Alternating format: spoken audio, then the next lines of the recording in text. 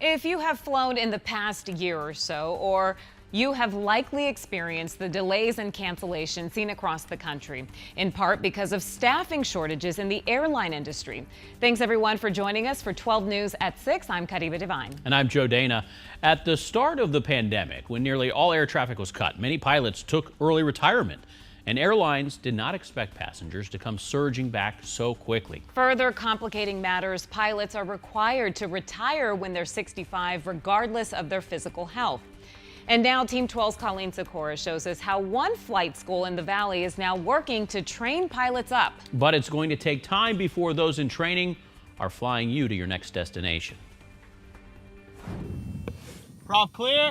It starts here. Winds are 130 at 6, gusting 16. Preparing for what's ahead, what's beyond Falcon Field's runway. Brakes are good. Your controls. My control. That student pilot Dolly Woodhall and Simply Fly Chief Pilot Jordan Cortez may face. Falcon ground, Cessna 3644 Tango. It's hours here. And see the world's best takeoff, crosswind takeoff. With the goal to fly something bigger with more than the two of them. He's going to do a great job. Yes, I am. Because the U.S. needs pilots after the pandemic exacerbated a shortage. Instruments in the green, airspeed is alive. The Bureau of Labor Statistics projects there'll be about 18,000 openings for airline and commercial pilots each year through 2031. We're a small piece of the puzzle. JT LeSueur is the co-owner of Simply Fly, a flight school. You've got American, Delta, United that are saying that they're going to lose between 500 and 800 pilots a year. And she's off. JT is a former used car salesman turned airline pilot a year and a half ago, but he was supposed to start back in 2020. April came around and I was instructing and realized I wasn't going to go to the airlines. So he opened his flight school. I took my airplane that I purchased for all of my training and started training people out of that airplane. Now teaching students like Parker Reynolds. I've talked to many pilots. They said right now is the best time to get into the industry. Hoping to make the jump to the airlines quickly. I try to get like 4 or 5 hours a day flying. As JT has seen the opportunity available. I'm seeing guys that used to take 6-7 years to get to the next step, being able to do it in less than a year. And reap the benefits of the shortage too. I was able to move on from my first airline within a year. I actually owe the pandemic that opportunity in a lot of ways. Doing steep turns at 3,500. It's in the air. Passengers have been delayed getting to or canceled out of entirely. Now we're doing as much flying as we were prior to COVID. Over Labor Day, the TSA screened 8.76 million passengers. That's more than they screened over the same holiday weekend in 2019. More passengers means even more pilots are needed. The big thing is time. You need a lot of time to get to the airline level. It takes 3 to 4 years of each pilot doing a lot of this. She's rolling into a 45. She's using her right rudder to stay coordinated. It's incredible how just repetition and experience makes you a more complete pilot. So when you get to the airlines, you're ready to go. Jordan's about 100 hours away from the required 1,500. And I'll start at SkyWest Airlines in about 4 weeks. Being up here It's addicting. I almost tell people don't try it because then you'll do it. Is what propels them toward the goal.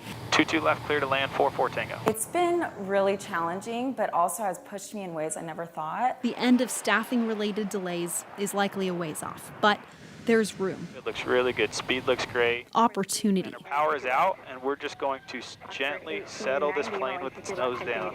To land. Good. Quite the career. Contact ground, thank you, 44 Tango. And Colleen Sikora is joining us here in studio now. And Colleen, one of the biggest takeaways here is just how long, expensive, and difficult it is to actually become a commercial pilot. Yeah, it's not quick. It's not cheap, and it's only gotten more so over the years. You know, more than a decade ago, Congress increased new pilot flight hour requirements after the 2009 deadly crash of the Colgan Air flight that killed 50 people in Buffalo. Now, fast forward to today, after flight school, graduates don't go straight to the flight deck. Instead, many become instructors or charter pilots to rack up the required flight hours.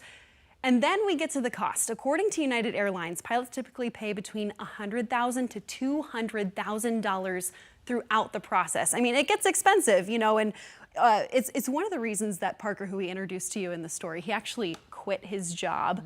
He says that now he's focusing full time on aviation because he was kind of weighing the balance of, you know, okay, well, I'm worried about paying my bills. I'm also trying to make sure that I'm working to, you know, get to my goal of being this international pilot.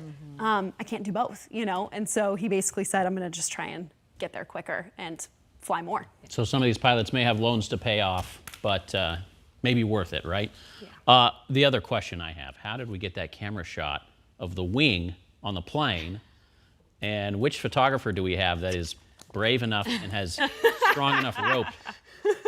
Well, you know, for our managers upstairs, I promise that we had 3 measures of securing this to the plane. I'm going to give a big shout out to photographer Carlos Chavez. He shot this whole story for us and had a clamp onto this wing. He had an extra carabiner with a tether in case it fell, and then of course just good old tape, right? Tape it straight to the plane. That way it would stay nice and stable.